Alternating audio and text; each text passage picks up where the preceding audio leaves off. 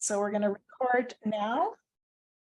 And then Stephanie's going to take on the host responsibilities. That way, if there's anybody who's having questions or technical issues, she's able to answer your questions. If someone accidentally unmutes and you don't notice and there's weird background sounds, she's going to fix that too. So thank you, everyone. We're going to get started because we are right on time here. And we're going to have a lot of fun today. Florals for me were one of the places where I started as a watercolor artist. Behind my head here on the wall, you can see that's one of the very first floral paintings that I painted. I shouldn't say the very first one. I've been painting for a couple of years, but it was the first one that made me feel like I could be a real artist. And it's a botanical style. It's very, very controlled. For every dab of paint that you see in that little floral, I dabbed another one off in a sheer panic because the color looked too dark. I was not brave. Great question, Mary. I'm going to spotlight myself so that you should see me big on the screen in case anyone else is having that issue. Let me find the setting for that. Where did it go? Maybe it's the pin option. I think that's the one. Okay, let me know if that fixed it for you, Mary. Now, if everybody should be seeing me big on the screen, everybody else is hopefully in just a little strip. Not everybody, but a few people. Okay, so painting florals. My very first painting that made me feel confident as an artist was a floral, and it's always been a place that has felt like coming home to me. So when I paint florals, I feel a little bit more freedom than some of the other subjects that I've chosen, which have been very rewarding, but more difficult for me to wrap my mind around. And so I've really, I come back to florals when I start to feel discouraged sometimes, if I'm trying to learn something new and I just am not, I'm not in my comfort zone. I'm not seeing the success or the progress that I'd like to see. Florals is where I come back to feel like me again and maybe find my voice a little bit. I'm just going to switch my camera right now. And that's this setting here, and then zing. Okay, so that should be hopefully a close enough view for everyone. I'm also going to open the chat so I can see that portion of the screen. Okay, so we are, this is my sample painting that I shared with you. You saw it on the title screen. You've seen it in the course curriculum. And we are not going to clone this painting because that's impossible. This is watercolor. We want it to be fluid and beautiful. We want it to feel fresh. And so we have to be willing to let it evolve as we paint. But we are going to plan based on this design. We're going to strategize a painting. So we have a rough idea of how to develop this just by looking at it. With the added freedom of choosing to move in the direction that the version you're painting and the version I'm painting wants to go. And with this kind of spontaneous floral, there's a lot of the unexpected. Here's a variation that I tried that didn't turn out. You can see the same basic format, but this one just feels, it doesn't have the same feeling that I was looking for. So I didn't pursue adding detail to this. Certainly there might be options that I could play with, but I just overall didn't love the feeling, the shape that I was getting from it. Let me see what else I have here to share with you. Here's another one that I developed, and we might poke around at this if we have time towards the end of the workshop. This one, you can see again, same basic structure. I took what I learned not to do from here, some of the things I disliked, and I just tweaked it a little bit in this version. And this one as well, I don't feel like it feels finished, but it gave me just that chance to develop this idea a little bit more. And then these are coming out of a history of painting loose and intuitive florals. You might have seen some of these before if you've been following me for a while. This one I don't think anybody's seen. It's just something that I was fooling around with a while ago, looking at that overall shape of circular flower. Here's one where I was painting with some negative painting, which we're actually going to talk about in my intermediate session tomorrow. And, overall, I'm not crazy about the feeling of this, but again, it was just working to develop some ideas, pull some shapes out from a loose and watercolor background. I did this little sketch playing with some reds and trying out a color that we'll be looking at today, the cochineal from Rockwell. If you don't have that color, that's okay. I just want to introduce it to you and talk a little bit about working with red.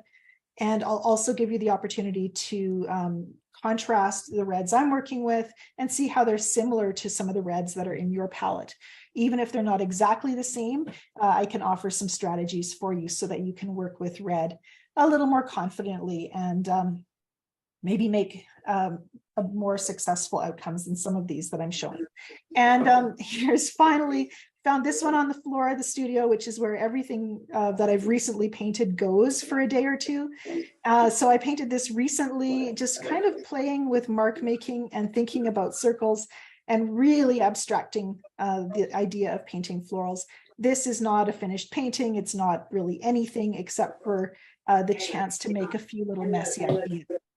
So I love trying to make my ideas happen and trusting that they will lead me in a direction that is that is going to result in something I'm happy with down the road, even if I'm not happy with the painting right now. So I wanted to just show those to you so you can see that there is a lot of versions that don't happen, that don't get framed, that don't go anywhere. And then there's a version that feels just lovely, like it sings. And this particular painting is actually going to go to, and I think this one is going to go to the woman who took the reference photo we're working from today. I actually did not take this photo. I have permission to use it from my friend Kimberly. And so you can see I do not have an exact representation of the flower here. And there are some amazing artists who do very realistic florals. Anna Mason would probably be the first artist I would direct you to if you're looking for a photorealistic style. That is not my way. I want a little dance in watercolor to get to the heart of the painting, not worry so much about whether or not it's even identifiable as a peony. Someone else might see this and think of another flower that they're familiar with, and I'm okay with that. It's the freshness, the spontaneity, the bloom that I want to accentuate. So let's take a look at flower shapes, first of all. And I'm going to keep an eye on the time. We're going to, this is a lesson, so we are going to paint, but I also want to talk about composition. It's in my notes over here. And first of all, working with florals gives you the opportunity to plan a composition.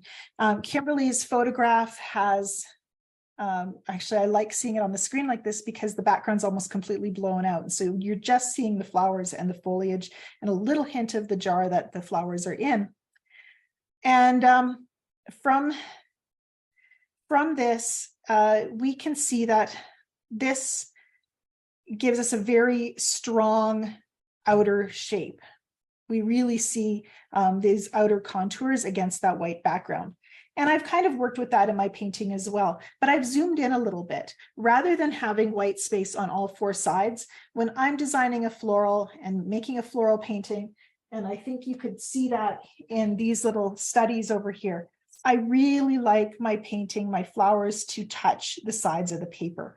When I have something like this with a white background, and my background is mostly white for this painting, if you have four sides of white paper where your image is not touching the edges of the page, it often will feel like it's floating on the page.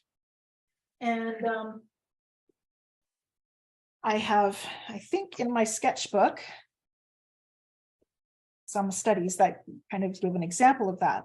So on this side over here, you can see how I've sketched kind of the basic shape of the flowers, just the way they are in the photograph. And they do kind of seem to be floating on the page. In Kimberly's photo, there is a hint of shadow that's cast to the side here, which helps us to feel in the photograph like things are not floating. It does feel like it's on a surface.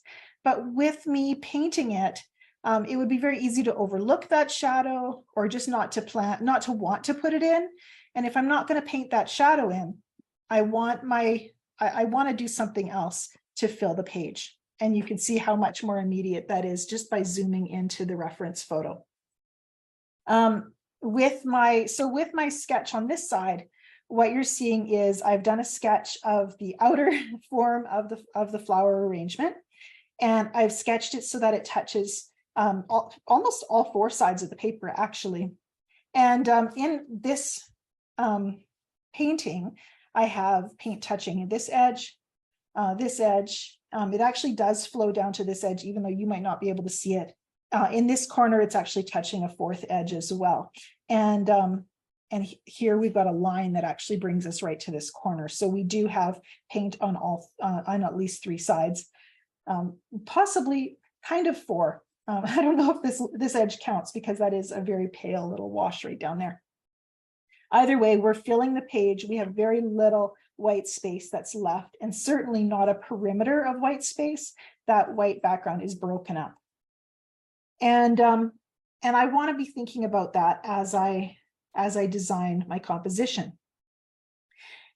You might have heard as well, one thing I want to point out is that I'm only painting 2 flowers today, and you might have heard that it's always a good idea to paint 3 objects.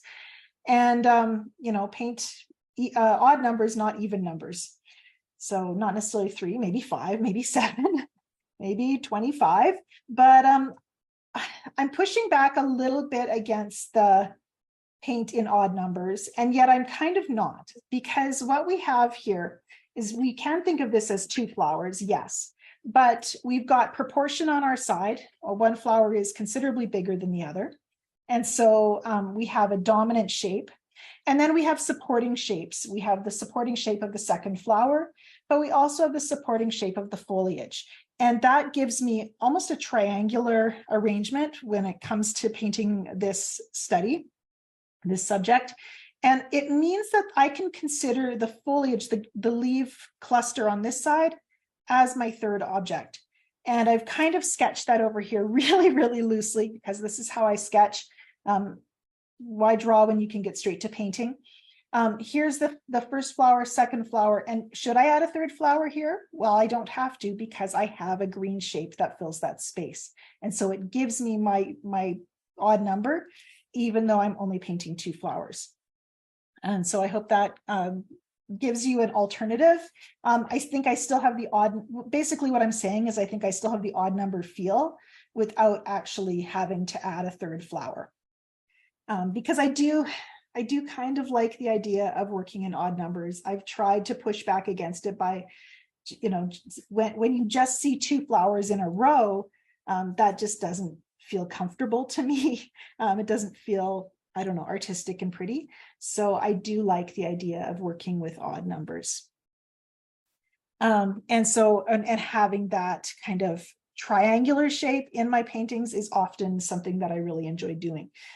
Here we're seeing that strong triangular shape here too, with a few supporting lines. As I've thought through the overall shape of my subject and how it's going to fill my paper. I have a reference painting that's going to help me with that. And I've even done a few versions that weren't quite as successful, but still working with that same overall shape and positioning of my flowers. The other thing I want to do is just plan for success in terms of planning out the shapes of my flowers. And what I have, and actually it's in my sketchbook there as well. In this sketch, what I actually did was I took the overall form of the large flower and I just looked at it. I actually sketched it kind of not as a circle. Well, it's a circle, but it's a circle that I've made using straight lines. So I don't know what you want to call that, but rather than just going something like that, I kind of like the idea of drawing my petals in a little bit of a choppier angular way, just as I started to think about that subject. I can think about the center of the flower being here. We'll do one down here with curved lines as well. I'll try to make darker lines so you can see it better. And then I don't want to have to draw on my paper. I want that spontaneous, fresh look as I'm painting. So I want to have an idea of how to paint my floral successfully. And often what I'll see, and what I used to do, is I would draw the center of the flower, and then I would paint that first petal and paint the second one, and I'd go around and I'd start to run out of consistency. Sometimes my size wouldn't be consistent, or I'd run out of space and I'd have a gap where there should have been where the petals just didn't meet right. With peonies, they're quite forgiving, so we can maybe get away with overlapping petals in a way that I wouldn't if I was painting daisies, for example. But I found that if I was trying to draw out from a central shape, I often would end up with an outer shape that I wasn't very happy with. And so in order to have a stronger floral shape, I like to really think about that outer shape and what it's doing. So as I look at my reference photo, and this one's quite a full-blown peony, so I want to, it's open really wide, and I want to look at those little spaces where the petals are separate, and it's all filling in within this outer shape, the overall outer shape, and then I'm just trying to meet it. And I always feel like I need to qualify and say, I don't draw for a living. I'm a painter. I would much rather be painting this, but I want to have an idea of what's going to make it easier to paint this. And so that's where having the ability to kind of see that outer shape and figure out how to connect it with the inner part of the flower is a good beginning for me. And I actually really like this little study. And these are in your worksheet notes. So after our workshop, you can download those from the course curriculum page, and this will all be there for you. And you can see in this one the overall outer shape. And then inside of it, I've just defined a few of the petals. And this is enough to get me started. So it gives me an overall shape of my flowers. One thing I want to say as well is that smaller peony is a cup shape. This one has one shape, and it is circular. Most flowers are either circular or oblong. We're not going to talk about the crazy ones like irises or daffodils, or lilies can be circular, but we can also draw out that trumpet shape. It just depends on what angle you're looking at.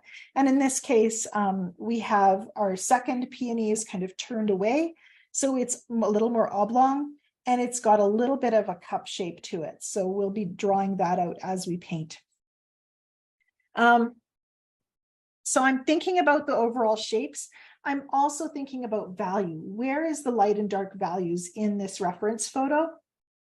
What is the brightest thing and what is the darkest thing? In the center of the flower here, you can see we really have a pop of white.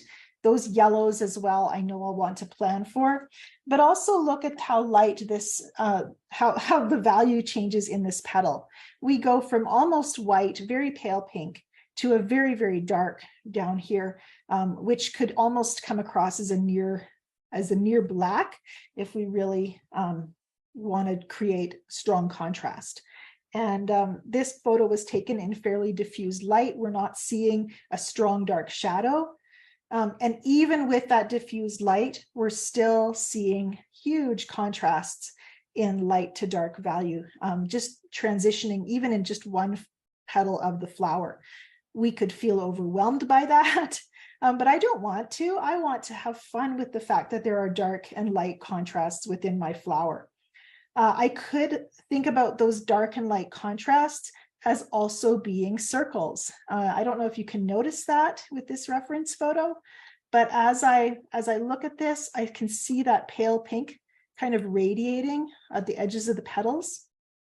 And the very darkest dark is a curving shape here and a curving shape here. So I can think about those darkened lights as following kind of the same rules of shape as my sketch. And this little sketch is annoying me. It's not that pretty. I think if I was going to be painting this, I would tweak with this shape to make it a little bit nicer, maybe go a little larger, more circular with some of the, maybe even just something like that, just changing it to loosen it up a little bit. It feels kind of stiff. Again, that's why I prefer to paint. So we're going to move over to looking at some of our colors that we choose from. We have some overall shapes, and we have an idea of where we want to place our elements. So, you know, I can work that out in my head. I also want to start looking at color. And for this, I think we might as well get our brushes wet and do some playing with color. On a piece of scrap paper, if you have it, this is just the back side of a painting that I haven't finished. Another floral that I didn't feel satisfied enough with to pursue further. So we have a backside that can give us the option to paint with some colors. I am going to work with choosing some reds and talking about how to work with red. And the first thing you want to know about red is that it's a very dark value color. And I am working with Rockwell paint again today, but I'm going to talk about, here are some of the other reds that I have. So I'm going to talk about the different reds that you might find. This is Red Jean from Rockwell, and I would say it's the most true red that I have. And the first thing you want to think about when you're working with red is how, just noticing how dark it is. If I were to rate my red, this red, in its true saturation, full saturation, which I think that's fairly close, maybe a little bit more. Probably get it a little bit darker. It's going to fall fairly high on the value scale. And I think I might have, this has a little scale of values right here. They're just tiny on my color wheel. But you can see my red is very close to what they call a number 2 value, which is just right beside black. It's the nearest dark to black. So that means if I'm working with full saturation red, it's going to be very, very dark in value. And that's important to know, because when I want my colors to look luminous and transparent, this is going to look dark. And if I'm painting beside another dark color, they're going to be dark together. And that's important to know, because we often think about, I want a beautiful dark red. I also want a really nice dark green. I don't have a dark green in this palette, so I'm going to quickly mix one using a phthalo blue and a yellow and a tiny bit of Payne's gray. So then I've got this beautiful dark green. But what I've just created is 2 darkest dark, almost black colors side by side. So I have 2 beautiful, rich, vibrant colors, but I don't have any contrast. The contrast I have between them disappears really quickly. When I'm standing at a distance, those colors are going to blur together. And I'm just going to look and see if I have my value. I have these little value checkers, and one is red and one is green. And so I'm working with red and green. So we're going to just have to try to compare these. And the best way for me to do this is just to put it up against my camera. And now because you can see how the red just disappeared because I'm using a red filter, and the green pops forward. Let's see if we have that same thing happen when I put this filter over. Oh, that actually works better. So this is the green filter, and you can see how much those colors really start to look equal. And I'm sure my camera really likes being abused in that way. So what happens, and this is a hard thing to talk about if you're new to painting, if you haven't thought a lot about value, if you tend to think about color in terms of the color's name instead of the value, this is something that's going to take some time for you to really wrap your mind around. And because this is a beginner workshop, I'm stressing this. So if you know this stuff, if you've heard it before, this is your refresher course, and that's okay. But I want to have contrast in my painting, and to create contrast, I want to have both light and dark values. So these two are both a dark value. They're going to hang out. If we converted things to black and white, they're going to hang out in the same end of the color of the value scale. We want something in there to lighten things up. And it's important to know that, because that means when you start working with red, if you want your red to look bright, which we tend to, working with our peonies here, we've got bright petals and dark at the base of the petals.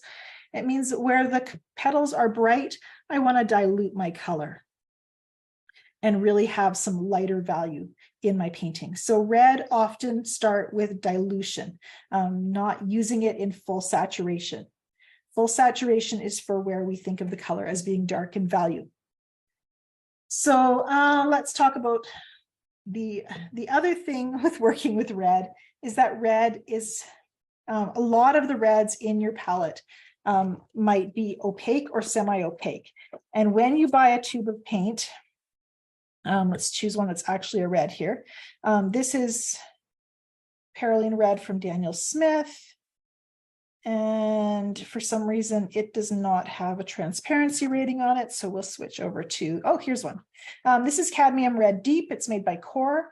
And on this tube of paint, and sometimes you have to actually go on the website to find this information, but on this tube of paint, there's a little icon, looks like a square with a slash through it. And in this case, it's dark on one half and light on the other. This means it's a semi-opaque color. It's not completely opaque, but it's semi-opaque. And I would say cadmium is a fairly opaque color. And it's in my sketchbook, a little sampler that I made on this page. You knew I was going to come to this eventually. And this is the Cadmium Red Deep over here. And if you look carefully, it's really hard to see on this, but it is my most opaque of the reds that I was working with in this little sketch, this little study. So you can use the icons on the tube to help you understand a paint's quality. The other thing you can do is actually notice what the paint does when you rinse your water container. And you can see this container already looks cloudy. When you rinse your brush in your water, if it makes the water cloudy, it's an opaque or a semi-opaque color.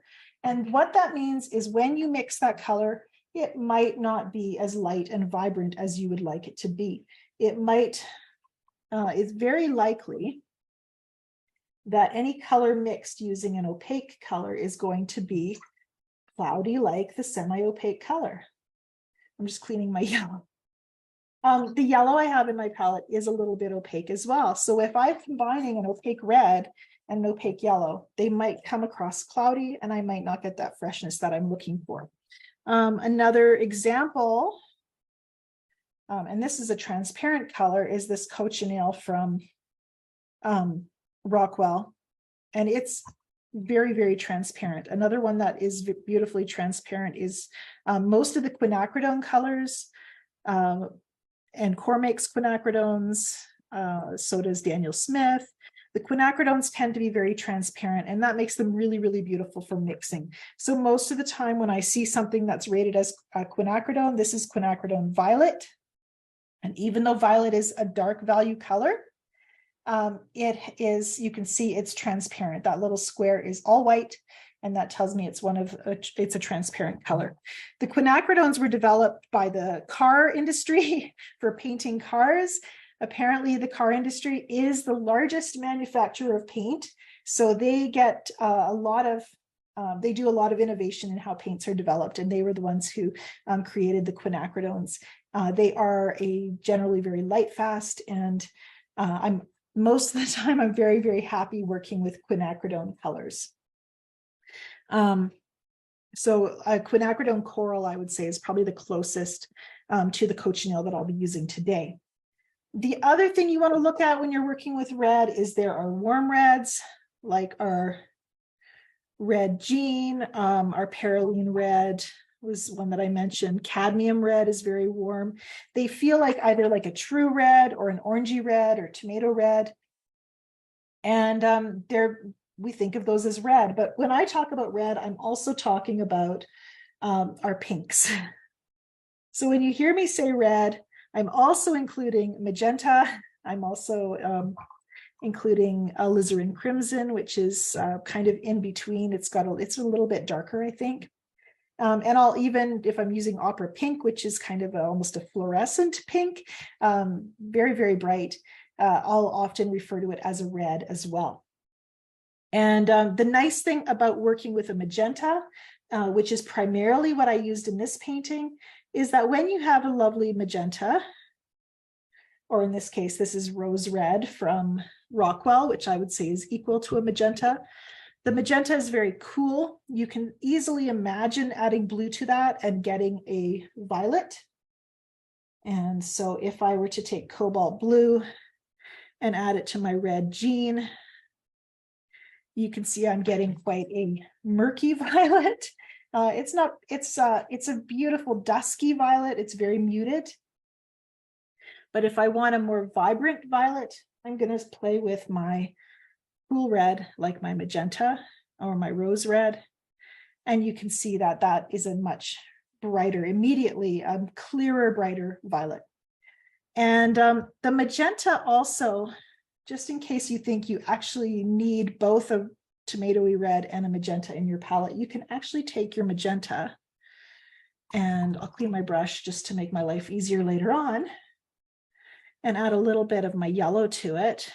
And that's permanent yellow, deep, I think. And between those two, it's a little heavier on the yellow, I can start to get a really beautiful warm red as well. So adding a little bit of yellow to that.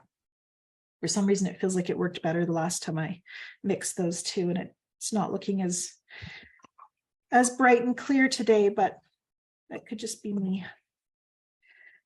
And, you know, the pressures of being on Zoom, it's hard for colors when they're being mixed as well. So when I work with red, and I'm happy to answer your questions as well, if you have some questions about working with about any of the reds in your palette. If there's a particular red you have in your palette, feel free to mention it in the chat, and I can like tell you what I think, what I know about it, tell you what I think about it. I'll give you my opinion, because that's what everyone needs, right? So we're going to be playing with red today, and it's really going to be fun. These peonies in my reference photo, they have a lot of kind of a magenta feel to them. Here it is again, magenta, but we also go to that very darkest dark, which you can see in my sample painting, and we have pops of a warmer red. Some of that is where the yellow is kind of flowing into my magenta color, and other spots are where I've played. I think I've dropped a bit of the cochineal in there, just to play with kind of that clearer, beautiful coral red. If you're choosing colors and you're looking at different brands, that cochineal it's a beautiful color. It's also kind of difficult to work with. And the alternative, the equivalent to it, I would say, is the Daniel Smith's quinacridone coral is close to it. I have to talk about cochineal because I had an immediate sense of, I love this color as soon as I put it to paper. This is actually a background for what we might be working on tomorrow. But you can see how rich and beautiful and vibrant it is even after it is dried. And so if you're struggling with colors that tend to dry a lot lighter for you, cochineal does not do that, but it is also very hard to cover because it is so vibrant and staining that I've found that when I mix it with other colors, it tends to kind of dominate a lot. So I'm learning how to use it, and it's been kind of a fun adventure. Yeah, someone commented they're having trouble with the sound coming and going. Hopefully it's not just because I'm moving around a lot, but if it's still being inconsistent for you, try just stepping out of the Zoom and then coming back to us. Sometimes just logging out and coming back in can solve sound or video problems. Okay, I'm going to we're gonna play. We're gonna do some flower studies. I'm hoping you have a few pieces of paper today because we're going to be exploring some floral shapes. And I want you to have the freedom, if the first one feels clunky and awkward, plan to set it aside and try again. I feel like for this kind of spontaneous painting, I learn best by giving myself that freedom to have a second chance at what I'm trying to paint. So, where did my paper go? See, that was me stepping away. So if I was quiet there, that was me, not your technical difficulties. Okay, so I'm working on Hanamulla watercolor paper today. This is their Hanamulla 300 gram or 140 pound block, and it's a rough textured paper. And I wanted to use a little bit rougher paper today, although cold press will work as well. But the original painting that I did was actually on this handmade paper, and you can just see how textural that is. And so working on this paper is going to change a little bit of how the paint reacts. And I'm going to be, so I'm anticipating that. I'm going to trust myself to be able to work with that as I paint. I want to keep my little sketch close to me, my thumbnail sketch. My reference photo is nearby as well. And I'm going to, like I said, I'm going to give myself the option to play and do a couple of different tries. I'm working with a large round brush, and I have a lot of large round brushes in my palette or in my brush cup over here. I think this is the one I've used for our previous Zoom lessons. It's a number 12 Princeton long round. The size of your brush is going to be really helpful in keeping your painting spontaneous, because if your brush is too small, you're going to have a hard time making some of those large broad strokes to paint one petal. So I'm going to work with this brush and just demonstrate that for you.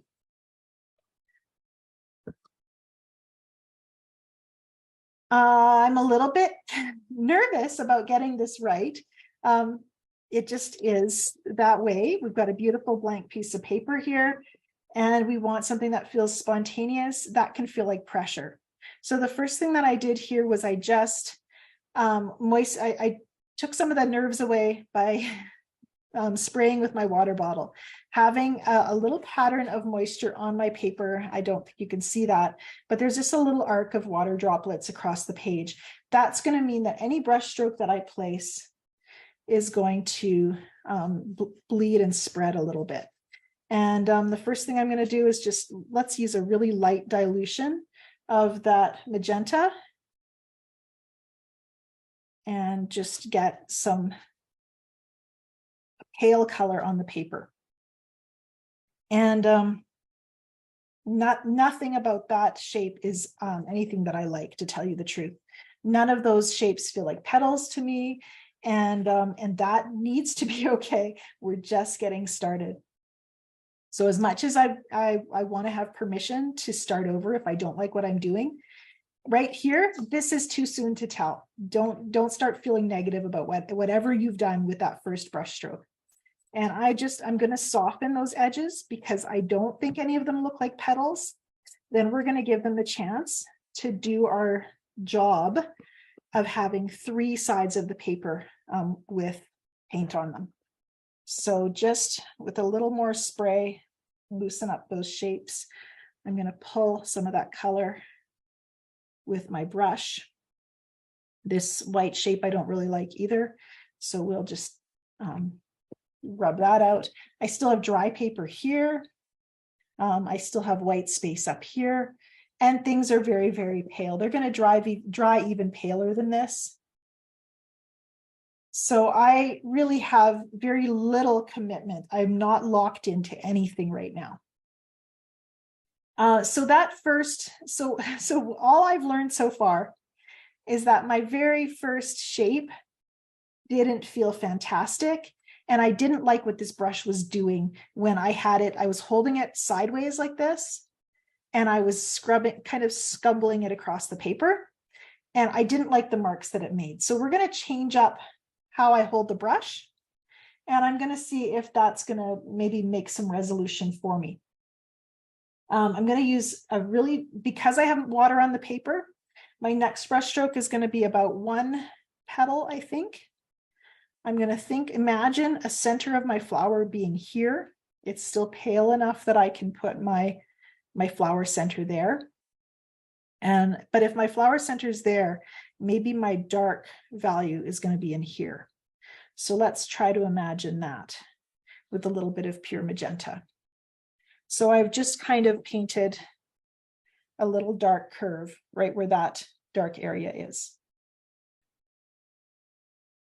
And depending on how wet your paper is, you might have a total flood of bright magenta across your page. That's okay. The only thing I would suggest is if your magenta is moving a lot and pushing into where you want the center of your flower to be, you can use a little bit of paper towel and just lift out and lighten that area. And I'm not just lightening that area, but I'm reducing moisture there. So you're less likely to have flow in the future.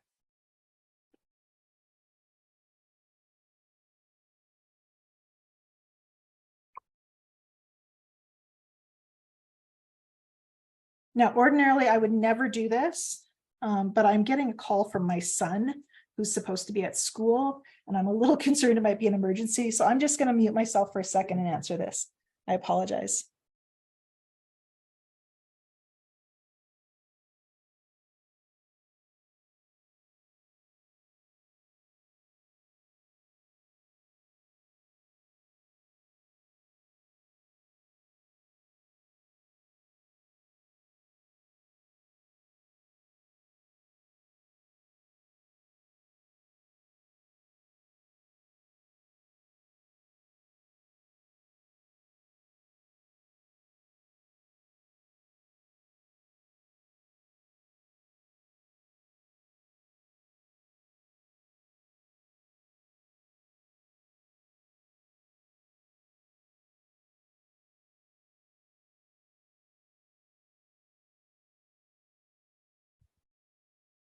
Okay, I apologize for that. Okay, we're just diving in here back to this. We paused for a second. That's not a bad thing. Just notice what this is doing. While we're noticing what it's doing, it's okay to take your time here. We can keep adding water.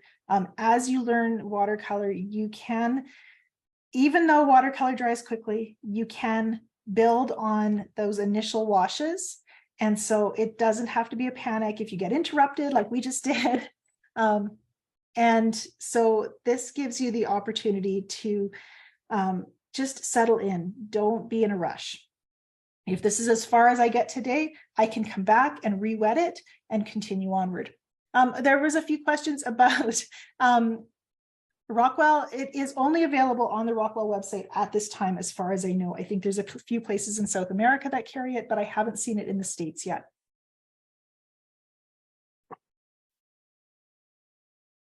Okay, and then we also, I saw one other question I wanted to answer. Yes, I will be posting the chat. I'm not sure if it syncs up with the video or if you just have to download it as a written chat. I think that's how it works. Okay, so I have now, this is really a good place to be in. So this is as far as I've gotten, and I'm okay with that because we have now a position for our larger flower, and we have a freedom in where we take it next. And those are two good things. So I'm starting to orient my painting around this shape. And we're, and so, but when you've taken a moment, and this is great, this is how it works.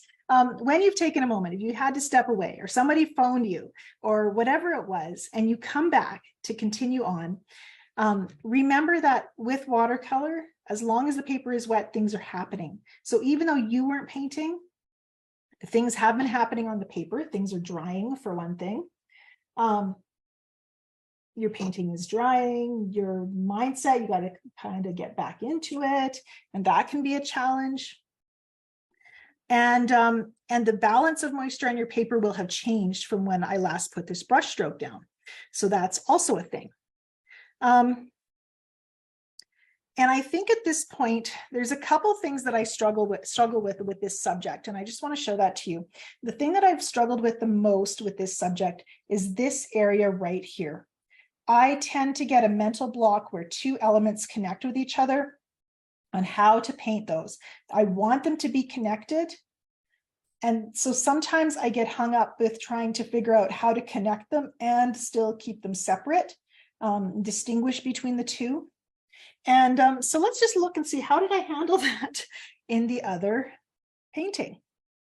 And what we see here is this is almost one shape. There's a beautiful flow between this shape and this shape.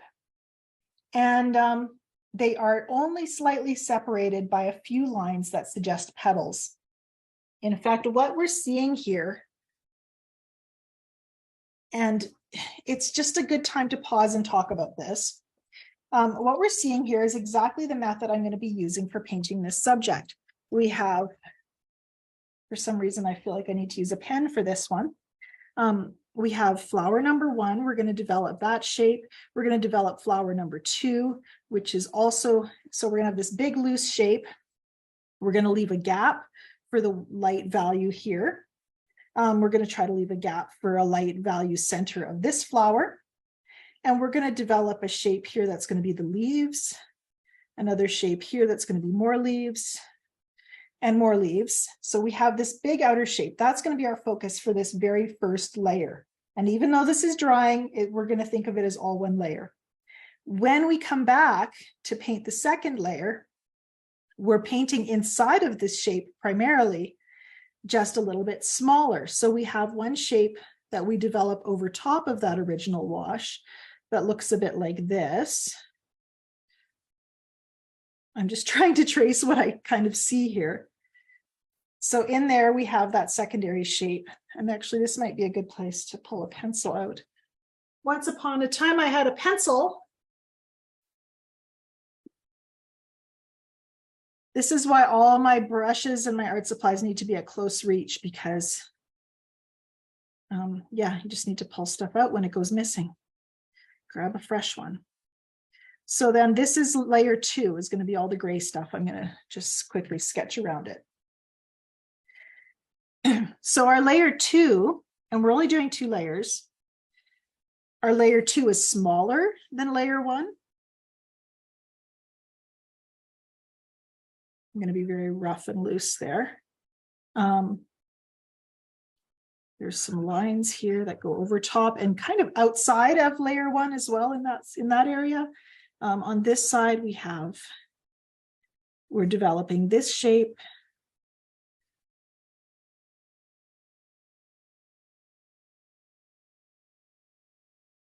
And it's very, very loose, but it gives us the idea that I love about peonies, which is the fact that they are generally made up of layers of petals. And that's really why I'm so drawn to this flower, what makes it so beautiful.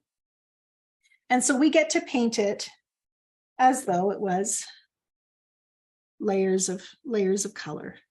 So the second layer is going to be a little bit smaller. And inside of the shapes of the original the original first layer, that's going to give us some beautiful texture. Is texture the right word? It's just going to give us that feeling of those beautiful petals.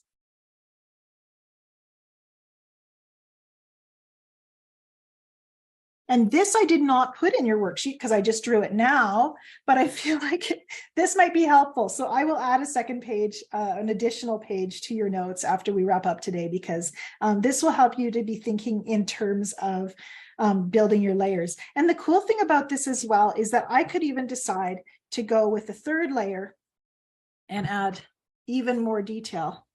Forgot to color that one in. And say, I want those finishing colors, finishing tiny details. And this is generally actually how I think about developing a painting, is the first layers are large, light and value, and they're all connected. The second layer is smaller shapes. We start to show the form of things. And then if I add a third layer, it's additional refining details. And so every layer you zero in, you zoom in a little bit closer to your subject. And this particular sketchbook is a handmade sketchbook from Indigo Art Papers. It's not, I don't buy fancy sketchbooks. I just kind of pick them up wherever I happen to be. This one was given to me just to test and review. I like the handmade paper that's in it, but you know, it's not like this sketchbook has changed my life. Sketchbooks are sketchbooks. So my messy, immediate drawing style really doesn't care what sketchbook I'm using. So hopefully this gives you an understanding of where we're going. I'm excited by this. It helps me find some direction. And if I've stepped away and then come back to my subject, then I have like a little map to go by. And just this is sitting on top of my pile there, and you can really see how it refines those shapes. We had a big loose soft shape where everything was flowing together, and then you can see that second layer development. Now I don't really have a favorite sketchbook, although I've really been liking the Hanamulla sketchbook that I had. It was a pad, and I think it's the one I used up the fastest. That's this one right here. Hanamulla, it's 100% pure cotton paper. I don't know why I liked it so much. I think the texture of the paper is just really nice. It's a little bit thicker. And I decided that even though I have drawn on each page, I'm going to just keep drawing thumbnails in here. So it's going to be my landscape thumbnail book, even though there's just a handful of pages left in it. I'm just going to keep layering more thumbnail sketches into it. Okay, so right now, because we've been kind of distracted and doing other things, my paper is quite at a nasty little stage. And I want to talk about that. It's a great place to be. Notice how you can see the shadows that are caused by ripples in the paper. The water that I've sprayed on this paper, the water that I've painted onto it, has all been absorbed. There's no shine left on the paper, but it is still very clearly damp. And this means that when I place a wet brushstroke on this paper, I'm creating an imbalance of water. So if I have a wet brush, and the drier the brush, the nicer my result might be. But if my brush is quite moist and I decide I'm going to paint some petals, and this brush makes really nice rounded shapes because it's got that big moppy quill shape to it. But what can often happen with this, and I don't know if it's going to do it, because again, it's not trained to do what I want it to do on command. But when your paper is damp, sometimes what will happen is this imbalance of water, this very juicy fresh stroke, will push against that damp paper, and it'll start to get a little blotchy. Blotchy is the technical term. And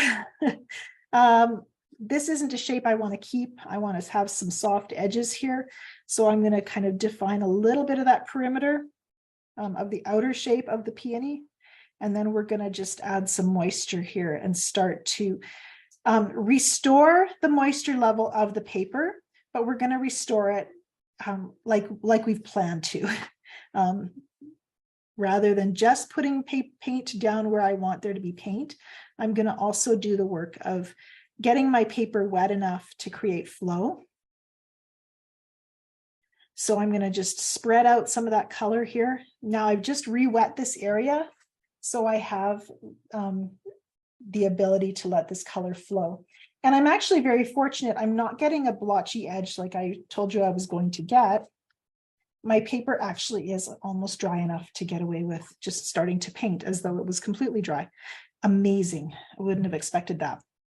This is a very solid line right now. And I don't think, even though it does feel vaguely floral, like the ends of flower petals, I want something a little bit fresher. So I'm going to push some of that color out across the page just a little bit. I want a broken line. because this is that underpainting stage where, and I'm still using basically only magenta. This is the underpainting stage. I'm not defining much more than those outer shapes like I sketched for you just a minute ago. So I can just keep painting. Let's see if I can't put a big petal in here and then add some water. And that looks exactly like a tongue. And I'm just trying to open up that shape a tiny bit so it's a little less, anatomical.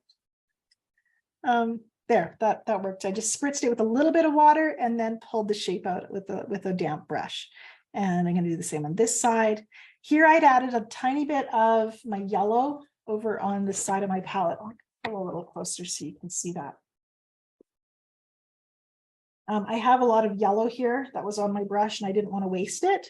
So when I'm wanting my red to look a little more vibrant and warm, I can add some of my magenta to that yellow puddle and get a fairly red. And so I've got now kind of an outer shape here that's not terrible. I'm not hating it. I want to, there's a kind of a big petal coming down here, and I think I do want to find that shape. So let's just pull down a nice curving arc and maybe add a little pop of something even brighter there. According to my examination before of my reference photo, I know that my darkest values are mostly around contrasting with those beautiful yellow stamens. So I can start with pure magenta or some of that vibrant red and then hope for it to flow downward a little bit. And then I'll pull that petal shape back up here. The flower kind of curves this way. Let's complete the circle with some water, wet water. And this is just water right now. So once I've got kind of a rough, complete shape for my flower, let's throw in a little bit more of our color. Maybe there's a petal edge here. And I moistened my paper right now. The entire shape of my large peony is wet. So it goes, there's water here, but there's also water where I already placed color so that I get this beautiful, consistent flow. And I think one thing I'm doing quite a lot is looking at my reference photo, and I actually want to stop that for a moment and just look at what's happening on my paper. How is this feeling connected? Is it feeling connected? I've got a pop of vibrant pink here, another pop here. Do I feel like this is all part of the same flower? Is there an area where I need to help things feel united? And I actually think it's mostly working. It's very, very dark still on this side of the flower. So the thing is, you can always go darker in second and third layers. There is no rush. So I'm not just going straight to, some near black color. We're just going to add a little bit richer magenta in this section to help that feel rich. And then this side will feel bright and this side will feel deep. And yeah, that's what I'm hoping for. Something pretty is happening up here as well. And I've been moving up to this area last because we are going to paint this flower next, and I want to have moisture so that everything's connected. But before I do that, I just want to point out that there's some really pretty texture that's happening in here that I'm liking, and I'm going to let it keep doing what it's doing.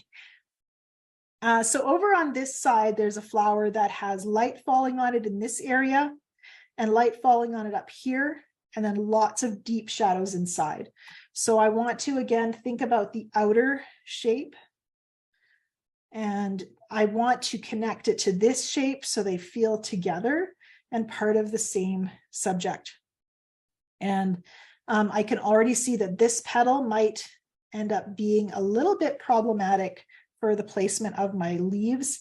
And I might have to think about moving my leaves around to create balance once I get to that point.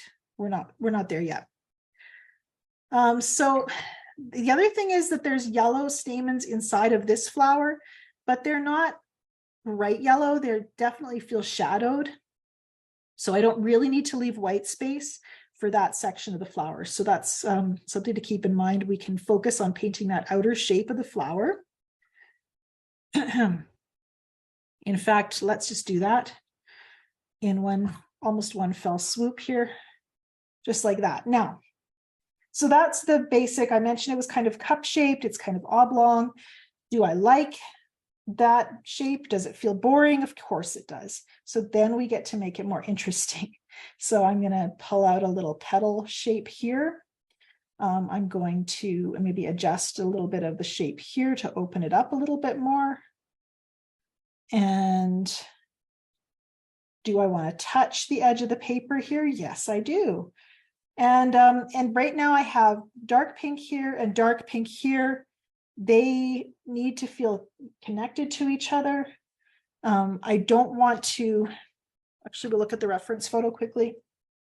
It's actually a light path right here where the petals have the light falling on them, but in here we have a dark. So I can connect these two darker pinks by thinking about where I want the center of the flower to have all those beautiful rich shadows, something like that. And I just realized my paper towel, this is the first time I've looked for it, and it's not here, so I'll grab some fresh stuff. Okay, so I do have a shape now for that flower. I also am going to add some water with my spray bottle. You get a spray bottle you like, and then it breaks, and nothing ever feels as good ever again. So I'm opening up that shape, and this might make you panic if you've been working really hard to get your beautiful cup-shaped flower. And then you open up that shape with a spray bottle, and it feels like you're letting go of something important. We will get it back. It's not gone forever, and it's gone so that we can replace it with something better. I really love the way this just opened up, and I just found my paper towel that was missing. So now I have two. So now I have this beautiful big shape of lovely pink that is really filling my paper. I have a piece of white over here. I have my placement, my green will go here. I can pop another leaf over here if I want to. And so I have something that I can build on. And that's looking quite pretty. So at this point, I have some options, and I'm trying to decide if I want to use them or not. Do I want to keep painting on this, or do I want to let it dry and build that second layer on top?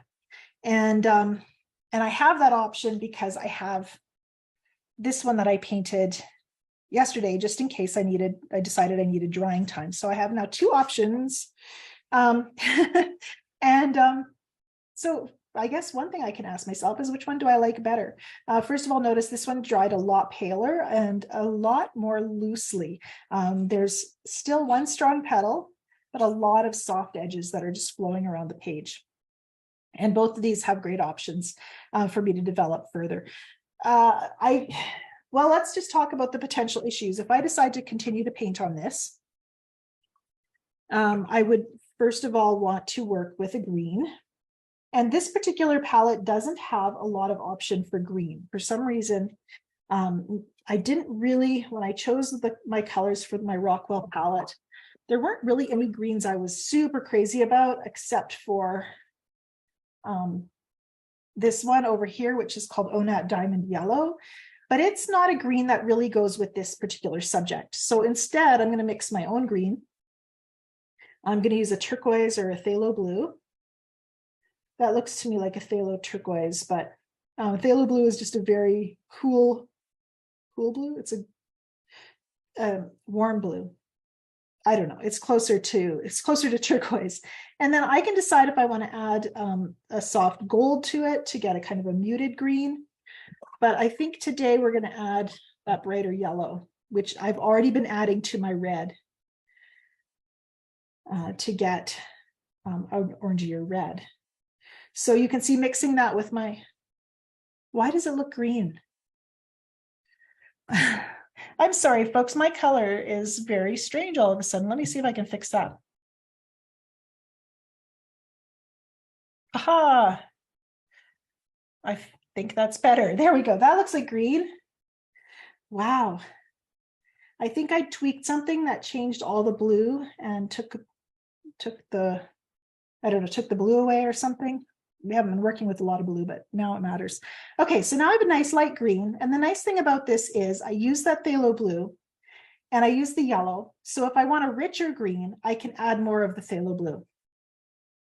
So we're going to just start to find this shape here. And depending on how wet my paper is, this is where I might start to struggle if my green wants to flow into my pinks. So we're going to see where it goes. First of all, I can adjust some shapes. If I have a wet area on my paper, I can actually pop a little bit of green in there. And we start to see, because that pink was so pale, the green just kind of takes over, and that's all fine. Covers up what was there before. Over here, this is mostly dry. And so I actually have quite a crisp edge where that green is touching that pink area. That's the phthalo blue almost straight. So we can drop some of that in and let it flow a little bit.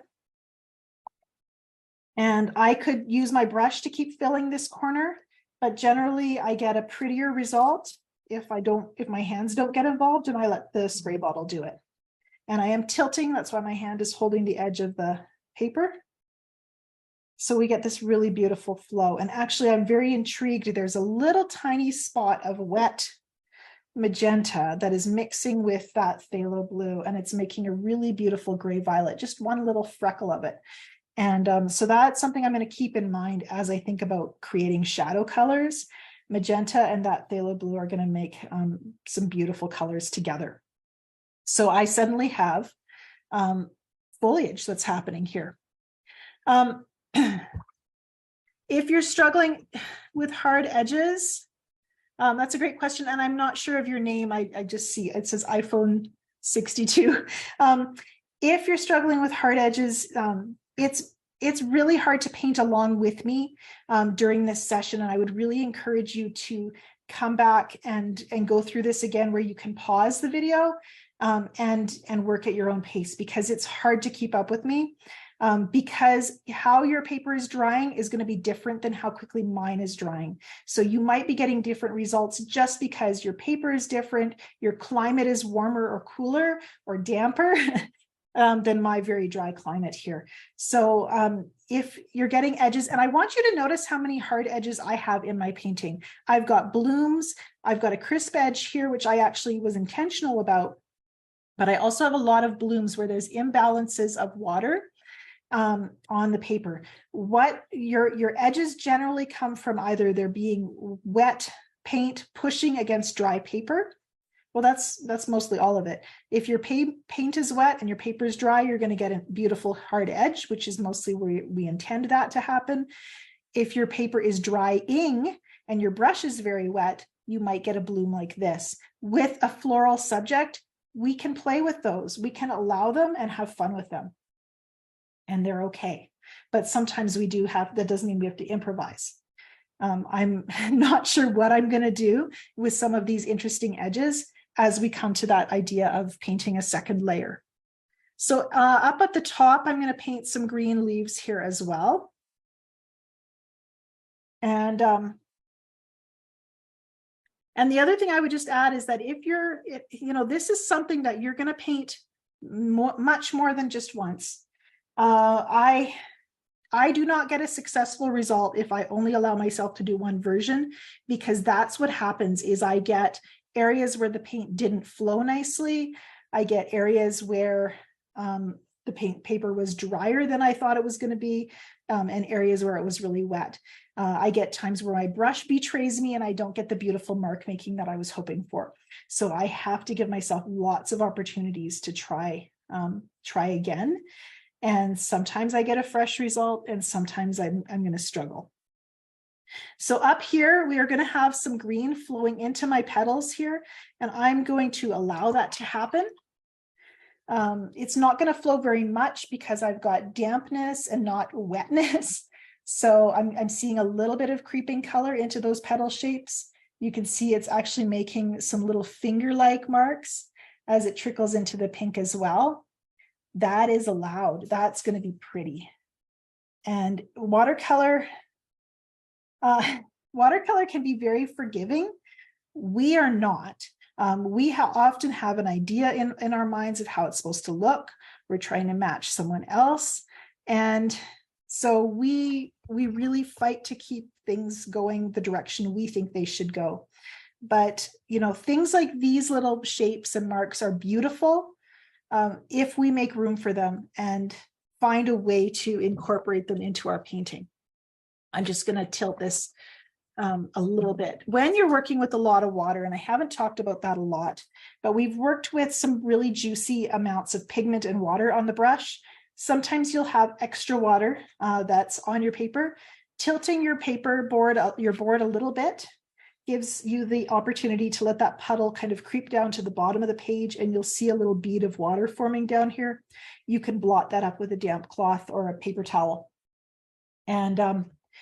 And that gets some of that excess water off your page if you're finding things are too wet rather than too dry. Okay, just taking a drink of water and pausing to look. My paper is very wet. I've put a background in, I've put some green foliage, but I'm really not in a place where I can do that second layer like I sketched for you. These gray shapes, I can't paint them onto here right now. It's too wet. And so I get to let this dry. It's going to continue to paint itself. You know, some of the moisture on the paper, some of the green might still creep in over here. There's a little bit of green creeping in over here, and that's really pretty. And so that's going to keep doing its thing. And then I can come back to it, you know, later today or tomorrow and add those second layers. But we do have this version. So we're going to use this today to paint the second layer. So that means you get to pause for a minute and let your paper start to dry. This section of the lesson might be a good one for you to plan to come back to it once the replay is published, and paint along with me again as you add that second layer. Or just pause long enough for the center of your flower to dry, because we're going to build out from there. I am going to just quickly sketch in some foliage. And I do see a question about using a dryer. So I'll answer that while I quickly place that foliage shape again. And I'm using the squishy brush again, and I'm not sure why. I like the idea of having a juicy brush that can fill my paper with large quantity of paint. But I have a hard time making this brush create pretty shapes that I like. So I'm going to go back to this one, the number 12 round. And I'm just going to drop in some of that. So, okay, so using a dryer. I do not use a dryer. I don't keep one in my studio. I try not to use one. And I'm not sure why I'm so resistant to it, except for that I feel like I feel like so much of watercolor is about timing. And you know, you place color and you realize you placed it when your paper was too wet, because this layer is going on after the pink has dried. I'm using a wet brush to soften in a few areas, so it's harder to tell that they weren't painted at the same time. So, you know, we often get to be in such a hurry to move on to the next phase, but I felt like what was missing with that, moving on to the next thing, was that I wasn't very good at judging what needed to happen next. And so when I'm painting, sometimes I'll try to paint something really quickly so that I can see if it's going to turn out or not. I want to get to the finish so I know if my painting's good. And that never, whenever I say that, everyone laughs, because we all know what that's like. You know, I want to rush through the painting so I can see if it turns out. Rushing through a painting doesn't really sound like a recipe for success, and yet we do it. And with using a blow dryer, what I found was that I wasn't giving myself time to kind of get acquainted with the painting and to let my brain catch up to what needed to happen next for the painting. Every painting you create has never existed before. I think we have a profound privilege in being able to make art and bring something to life. And so when you are creating something that's never existed before, that means until it shows up on the paper, you haven't been acquainted with it. You know, it doesn't show up matching your internal vision.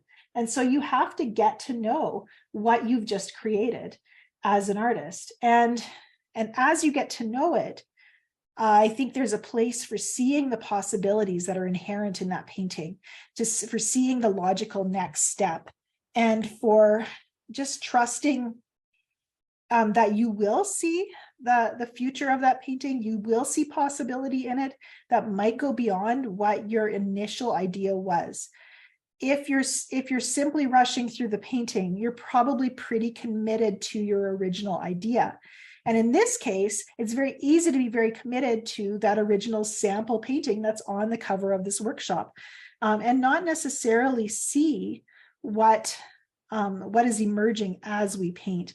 The new painting that you've just made, the painting that I couldn't make, you know, it's in front of you. It's your painting. And to work alongside of it instead of trying to make it match what I'm doing or make it match the idea in your head.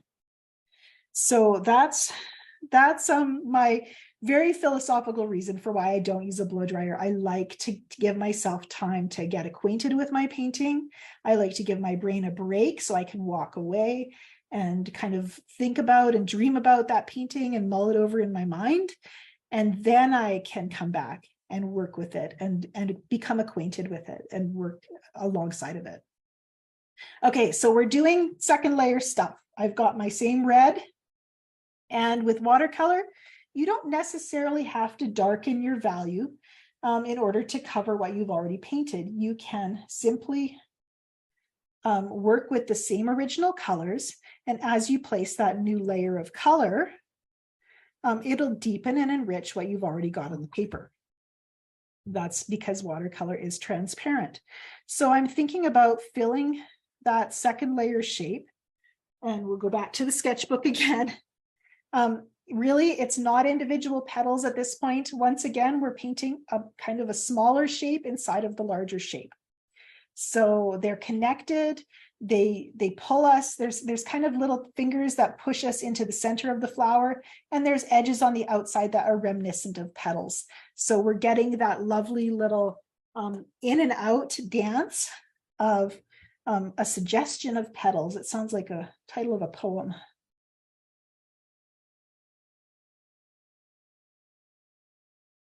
So with that idea of having fingers that go in and out, I'm going to pull a few little fingers of color in towards the center of the flower. And then I'm going to tickle them out and with a damp brush and give them the opportunity to flow. And there's a really beautiful flow that's happening. I've worked with a little bit of the magenta with yellow mixed in. You can see it's red there. And then a little bit more of the magenta is in this mixture, so it looks a little bit pinker. They're flowing together, so there's a lovely transition of color. And we're also darkening value. We're a little less diluted this time, so our values are darker. And that little shape is quite pretty. We're going to call that one shape, and we're going to move around the flower. I'm thinking about the fact that maybe on this lower half, there's this petal that curves upward. and then there's a shadow underneath it. So we actually have a light value and then a darker value underneath it. I don't have to paint it exactly that way, but I can think about that little path of, and there's a watermark here, which I could use as a petal shape as well. So let's maybe follow that watermark. The watermark is here. And then I'm going to soften that edge. Maybe that works. Let's touch in a little dab of the really saturated magenta. And then we'll take a look and see if that feels like a layer of petals. If this shape is too crisp, it might dominate the painting. That's one reason you see me painting a line and then finding a way to soften that line a little bit. And the nice thing about that is this, I call this a wet on dry technique. And so often when people see the amount of flow in my paintings, they'll ask me, oh, did you paint that wet and wet? And I'll usually answer, kind of, because I like painting wet, because by the time I'm done painting, it's a very wet and wet technique. Most of my paper, as you've seen, will be wet, but I start out on dry paper so I can place that crisp shape, have that strong line, and then that heavier pigment mostly stays in place, but I can use a damp brush to release some of that shape. That gives me a wet on wet effect with a little bit more control. So I have some of the control of painting with a wet brush on dry paper. Paint that line. Let's go fairly dark here. That's supposed to be really dark, so we'll get nice and close in here with that rich magenta. And then that's wet on dry. And then we just start adding some more water, giving it room to move. You can also dot a little bit of water into that dark pigment and start creating some watermarks. Remember, this green is damp, so if I come right up against it with with a wet brush, then some of my beautiful magenta is going to flow into my leaf area. And I'm going to have that feeling of colors melting into each other, where it's really hard to tell what was painted first. And I really like that effect. So we'll let some of that flow happen. In fact, I want you just to notice this little white shape here. It's not really white because there's pink in behind it, but that is enough of a shape to suggest that this is a petal and this is another petal. All we need is that little, I don't know, triangular shape, and we have the feeling of a petal. So it doesn't have to be you feeling like you need to spell everything out. I've kept this area really light. I'm starting to toy with the idea of maybe it's time to add some of our yellow to get those stamens happening here. I really maybe should have left a little more space for them, but we'll just place some beautiful yellow here, still leaving a white as well. And some of this yellow is going to flow. Some of it's flowing into the magenta over here. And some of it is just kind of overlapping with the part of the flower that's fairly dry. I'm kind of liking that. Yeah, we'll let that do what it's doing. I want you to notice as well that this piece of paper is not attached to a painting board. This is the second stage of the painting where I'm not covering the whole paper with water the way I did in the first version. And this is a heavier weight. I think this is the 300-pound watercolor paper. So it doesn't buckle as much as the 140-pound. So when you're painting, when you're not getting your whole paper wet, painting a smaller area at a time, it's okay to remove your paper from the board. I tend to run out of painting boards, and so I'll just remove a painting and then come back and add those details. Okay, so I'm moving back to my cup-shaped flower over here. It's going to bleed into this flower on this edge. Actually, you can see I can curve my brush just like this those two shapes are going to melt together. This actually looks like a really nice petal shape there, so we'll just let that be. I just dripped into it with a wet brush, so we're going to get a big watermark there that might feel like another petal. And that's something to play with on a piece of scrap paper, actually, if you have one. You can have a lot of fun just developing some different ideas for layers of petals. Paint that one petal, you know, drop in some water and watch it push against that petal and create a watermark that might make it feel like another one.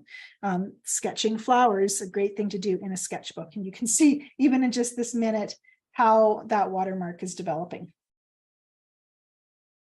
And we have a outer edge of the flower here. It's going to come down into a dark shadowed area down here. I'm going to pull a bunch of water this direction. And then we'll start putting in some of that darker. Oh, that's so pretty. That's just pure magenta. And if you touch your pure magenta in and you see it moving really fast across the paper, that means you get to just pause, enjoy the beauty of your painting for a moment, because what the pigment you're placing is on an area that's too wet. You might have a puddle there instead of something that really welcomes flow. It might just be, if you have a puddle, it's just going to run forever. Whereas if it's shiny damp, you'll get that lovely fluid flow. I have a couple different handmade papers, actually. The one that I did my sample painting on was from Two Rivers, which is a company out of the UK. And I think one of my students from the UK, I think when I was in Ireland, someone gave it to me and I've hoarded it ever since. So finally, I'm using that sketchbook. And I procrastinated against opening it for a long time. Okay, oh, that almost looks like poppies to me. Something really pretty about what that watermark did. And that did not happen because my paintbrush was doing amazing things. That was a drip. So that's just another vote for be willing to breathe when your brush drips on the paper, when something happens that you didn't plan. So often it ends up being the best thing in the painting. Most of my genius, if I have genius when I'm painting, it comes from being willing to let happy accidents live. I'm just touching a little bit of yellow in here. Remember, we mentioned that the yellow in this area was in shadow. That's coming across quite bright. You can build a shadow over top, so we're going to let that be. But I do want to have that warm glow in that area. And so where are we at for time? We're doing okay. I feel like I'm moving a lot more slowly in this than I would if I was all by myself. I do want you to feel like you have a little bit of a possibility of maybe painting along with me. But again, I do want to just remind you that you have access to this video, to this replay, for as long as this course exists on the internet. And I have, in 10 years of teaching online, I have never taken a course off the internet. So you get at least 10 years. And oh, that's pretty. I'm just pulling a shape out. My petals are still wet, so you can see the green bleeding in there. And that's just that phthalo blue and that yellow mixture. It's a little heavier on the phthalo blue right now. And I'm not really thinking about what peony leaves should look like. I'm just painting a long shape. And then I am going to add some water and let it flow a bit. And I'm also going to add a little bit more yellow to it. But I just do encourage you, don't feel pressured to keep up with me. You can come back to this. You can work this in sections. You can take lots of time to breathe. You can do 5 first layers and then develop them slowly. This is your course and you get to paint in your way. And if you're having trouble with things like things drying too fast, working with your edges and all of that, the very best way, and I learned this on my sofa, painting in the evenings after work. The best way to learn how to manage all of this and how to anticipate what the paint is going to do when it's too wet and when it's too dry. There were so many times when I was painting on the couch as a new painter, thinking, oh, I should have waited and I didn't. That was my curse.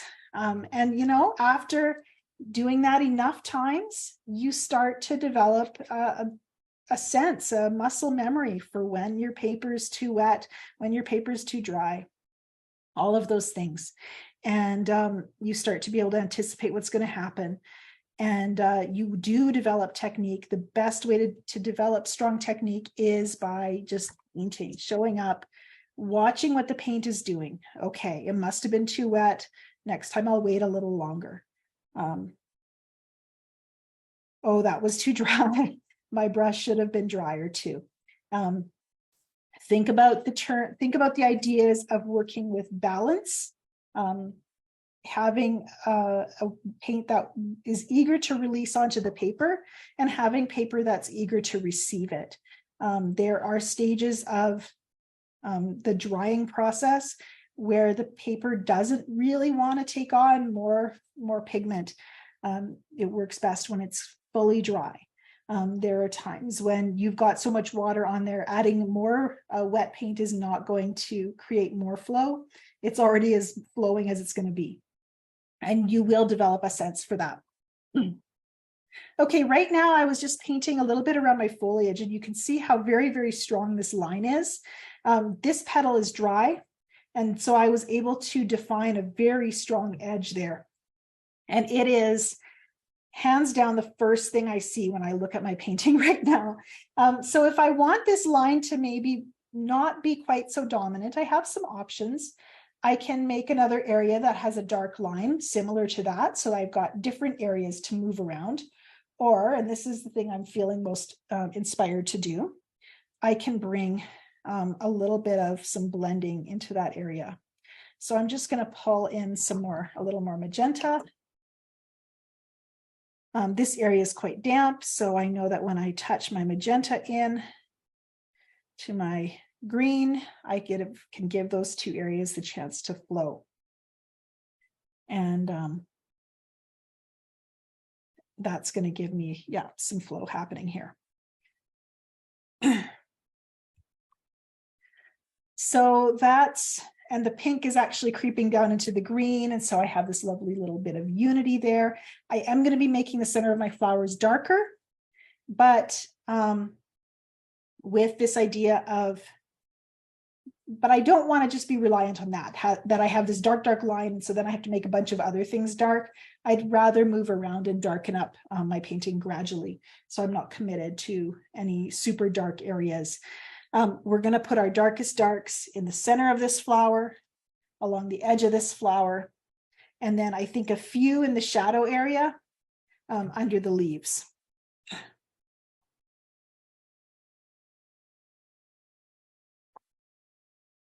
So first of all, I think this painting would feel a lot closer to finished if I developed the center of the flowers. I like the overall shape of the outer part of the flower. So now is a really good time to be thinking about painting my flower center. And we're going to do that with a little bit of negative painting. And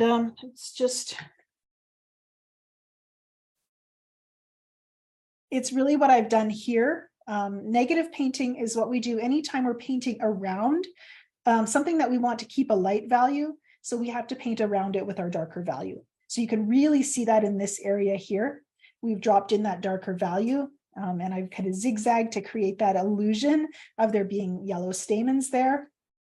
On this side, I actually did paint some yellow stamens, some little lines. And so I've done both negative and positive painting. You want to define it that way? I keep thinking they're going to have to think of a new term with this new generation of people who have no idea what a photographic negative is. The word negative starts to have negative connotations. And this is when I'm going to bring in a new color. And I'm debating, how do I darken and create darker shadows? I've been using pure magenta. but you can see that that doesn't really feel like a shadow. It's very, very vibrant. So we want to cool off our shadow. And I've got a couple of options in my palette. I've got a cobalt blue, and we know shadows generally feel cool and blue. So I can mix cobalt blue with my magenta and get a really beautiful, rich violet. And I can start placing that in the areas that I want to be dark, dark, dark. And that is very possibly dark enough to be a shadow. And it made a lovely, vibrant violet. It didn't look muddy. Remember, I had painted that sample of cadmium red mixed with that cobalt blue, and it looked it was a much murkier violet. So this combination of magenta with cobalt is just like a rich purple. Now, if purple doesn't feel shadowed enough to you, because there is a hint of kind of brightness to it, if you want something that feels a little bit darker, one of my very favorite colors as a new painter was indigo. Another option is Payne's gray. They're very, very dark, near black, but they're also very cool. In this palette, I have a color called Sea Blue Black, which is I would say it's somewhere in between indigo and Payne's gray. So I'm going to use that. And it's really just like a cool blue black. And so I'm going to just use a tiny little bit, dotting that into this wet area where the center of my flower is on this side. I'm not going to go all the way around. We're just going to go on one side here. And then inside the flower, there was a dark shadow. And that's going to pull those stamens to life as well. That's the negative painting, is the shadow. A little bit of the zigzag edge. Could you use Moonglow? I don't feel like Moonglow is as dark as I would like, but I would certainly, try it to see if it suits what you're observing, because really that's what a lot of this is satisfying your own observation. And and how I see now, that's as dark can be. And this to me feels very, very flat. It's just a black shape. So I'm actually going to use a thirsty brush and lift with the point of my brush just to take and bring a little bit of very delicate and subtle, I don't know if you can even see it, it's that subtle, value transitions. So it goes just a little bit of a wobble between black and dark, I don't know, deep violet. And that to me feels better than just a flat shadow. And this is where often your photographs will do you wrong, because when we see shadow in life, it tends to have a lot of different values and depths. But when our camera takes a picture, it tends to flatten those shadows. And so I like looking for those areas where I can lift and pull a little bit of that beautiful diversity into my shadows. Just looking at my reference photo, I think I'm going to soften this edge here even more. So then we have even more of a transition between the dark, almost black, and that lighter kind of, it almost looks like a gray violet, actually. Look at how that flower just, all of a sudden, no one's looking at this edge anymore. We just go straight to that dark contrast. And contrast is what people will look at first. So that means if you make a mistake on one part of the painting, over here I have a drip, a watermark that happened in the first layer. Haven't mentioned it yet, but it's here and it's a weird spot and it's a strong edge. But no one is going to notice that because there's so many other beautiful watermarks and strong contrasts over here that this one little delicate drip, it's not going to matter by the time I'm done this painting. So creating contrast in areas away from problem areas is a really, really good strategy for a kind of solving some of that stuff. We tend to think, oh no, there's a problem over here. And then we go and scrub, and then maybe we use a paintbrush to try to cover it. And the more time we spend here, the more that part of the painting is going to demand other people's attention as well. So you do have better options by just deciding to make something else more important than that part of the painting.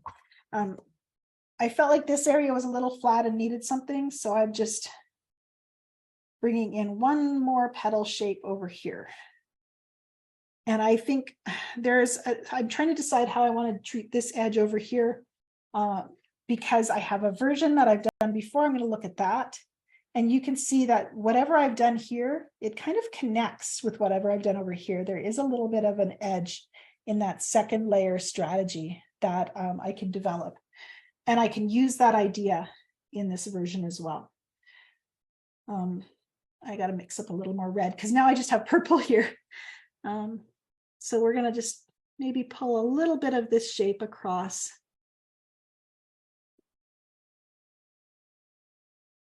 It's not really true to what the reference photo is telling me to do. But I think it's going to work, especially if I pull a little bit of that shape down into this flower, and then everything's going to feel connected. So hoping you can see that there's an edge here. I curve it across, and then I also curved it down into this flower. And that made a petal pop forward right here. See that?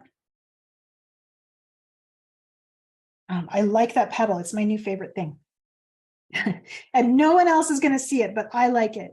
So we've taken a strategy here for this flower center. I really like it.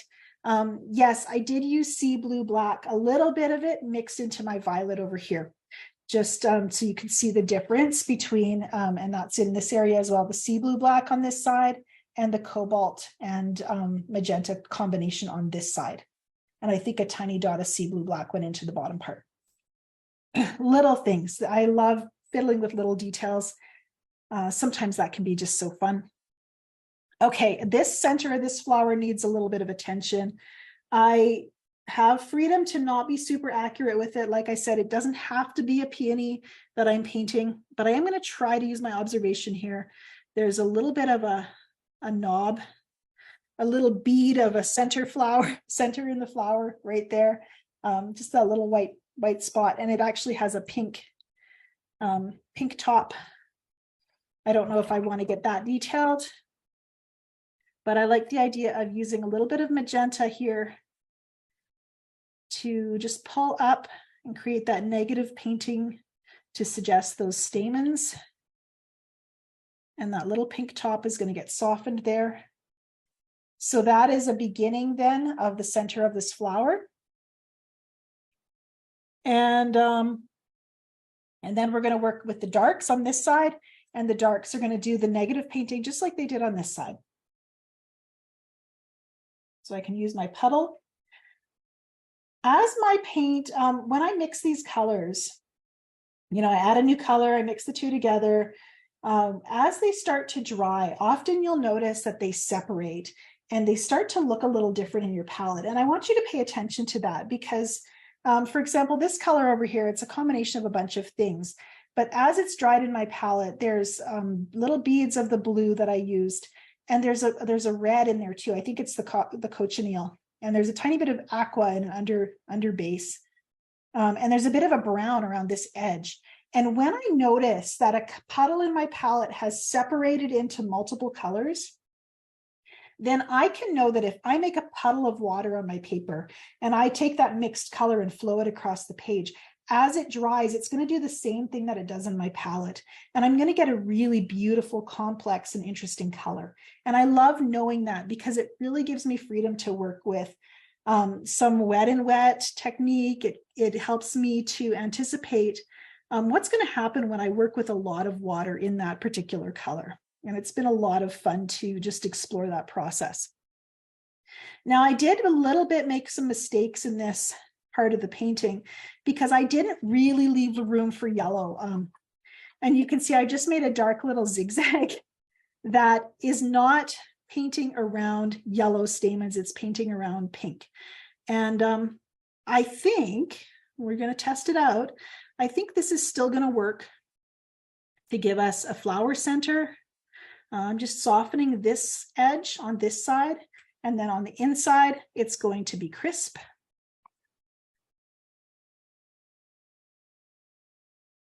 There we go. We're going to paint a little more shadow here. Maybe drop in a little bit of pure magenta. We're going to paint a little bit of, I see something that could be a petal here, so I'm going to come up and pull that shadow up that way. And so now look at what part of the painting is the most dominant right now. And I think it's probably this large, crisp shape. So I think softening it a bit will help it balance with the rest of the painting. No. Because it's flowing out into the green, I'm actually going into some of my green color and dropping in a little bit of that to pull them together as well. So I'm thinking always right now about connecting the different parts of my painting to make everything fit together. And I think that's kind of working. This is really bright, that little white shape. So we're gonna fiddle with that a little bit. I am going to try to bring in a bit more yellow on this side. This yellow that I have is a little bit opaque, so I can dot, and I'll show you in a sec, a little bit of yellow over top.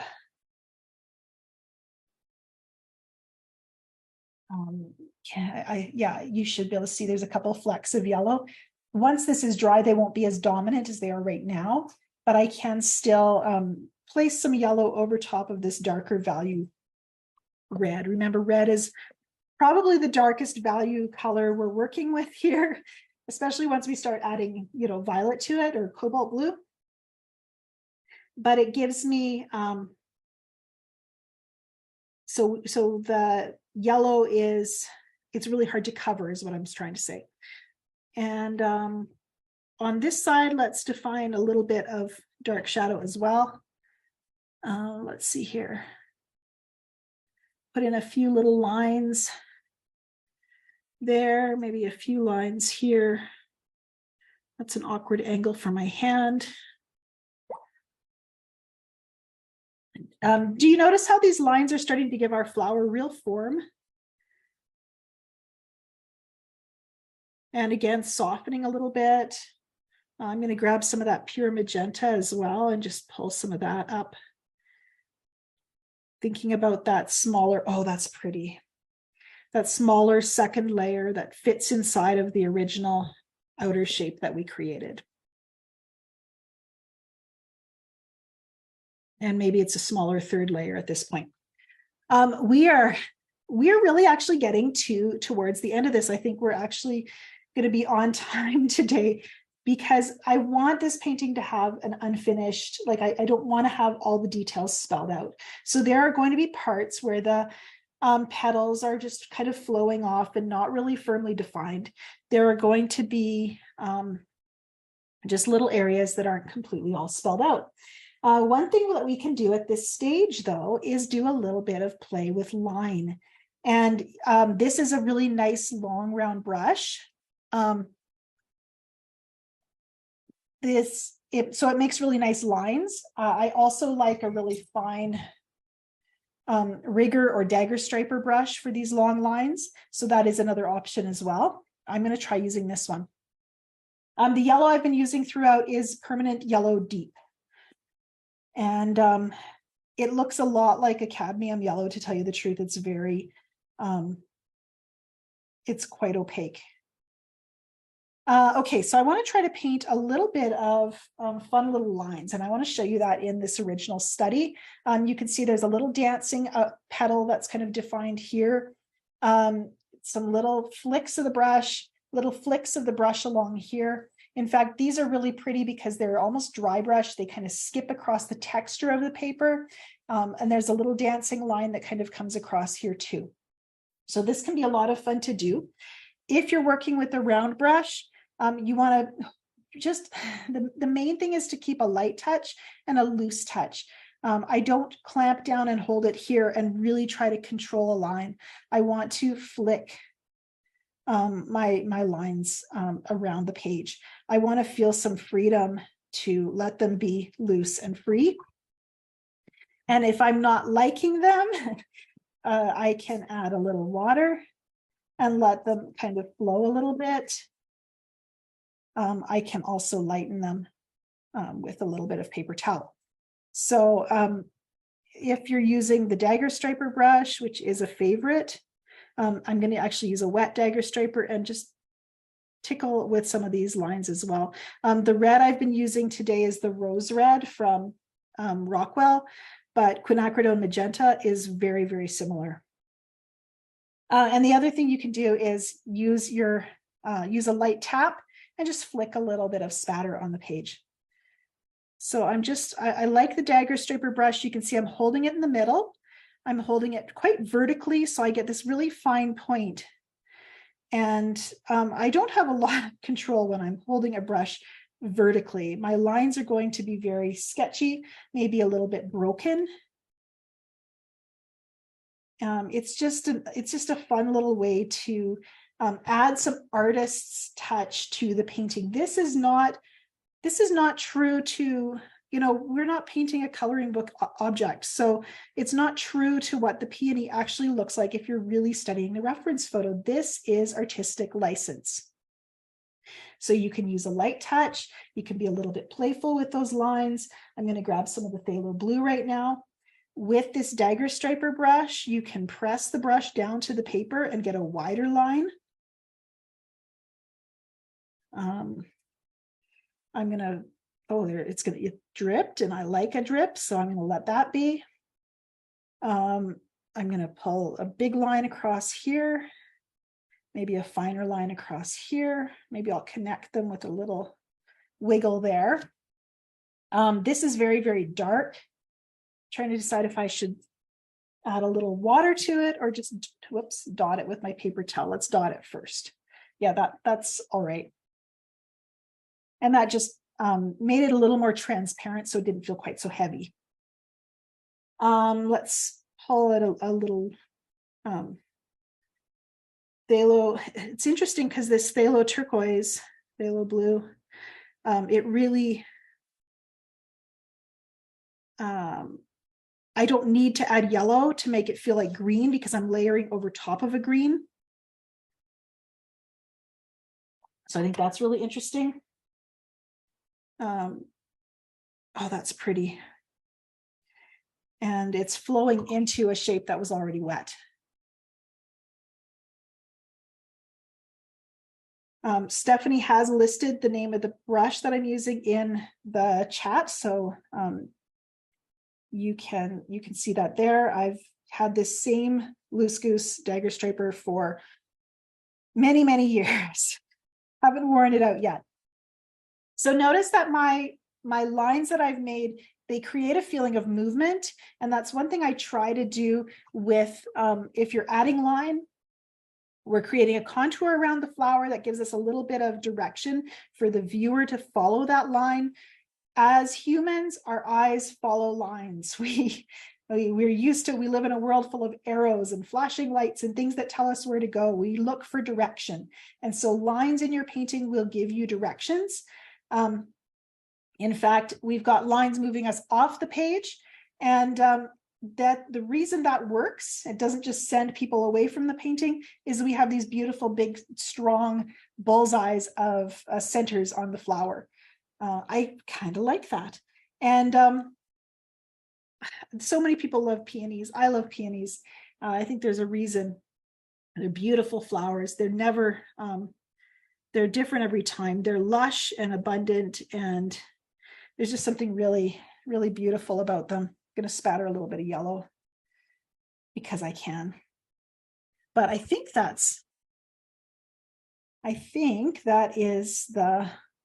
feels done, is what I'm thinking. So I've got this is actually a small version. We've gone a little larger today. And I mean, there's different aspects that some elements of this I like more than this, and vice versa. And I try not to define which one I prefer. I'd be interested, I'm happy to answer your questions right now. If you have questions, I just do want to reiterate that this is a process. I have so many florals that I've started that for whatever reason, the shapes felt heavy, they felt unbalanced, something just didn't flow. And I started again. And there is always with watercolor the opportunity to start again. And I've been thinking a lot about how I define what makes a successful painting and what makes an unsuccessful one. And I really try not to think about anything being unsuccessful. All the failed versions, the ones that didn't get finished, they taught me so much to help me make these versions stronger, so that I can maybe become more consistent in finding ways to create balance. Marcy's asking me about Rockwell. I've been using Rockwell, and I just want to talk about them for a minute because I get lots of questions.